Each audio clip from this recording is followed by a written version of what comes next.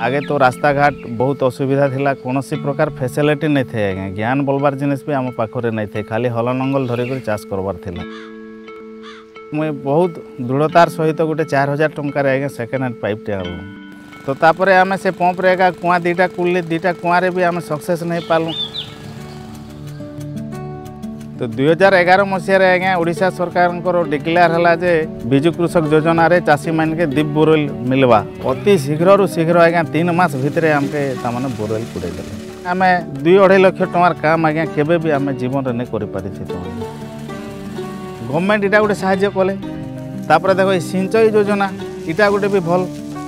सिंचाई योजनाटा जो चली बर्तमान स्प्रिंकलर सेट माध्यम रे जन दीप बोरवेल माध्यम रे इटा भी आम किणी नहीं पारि तो आज्ञा आमर सेतके बेलके आज पर्यंत आज्ञा देखो 3 वर्ष बर्तमान चली आमर ना मरुड़ी आज्ञा किंतु आम प्रति वर्ष अधिक रु अधिका चाष का अमल कर चलु यहाँ गोटे बहुत स्वागत योग्य पदक्षेप गवर्नमेंट नहीं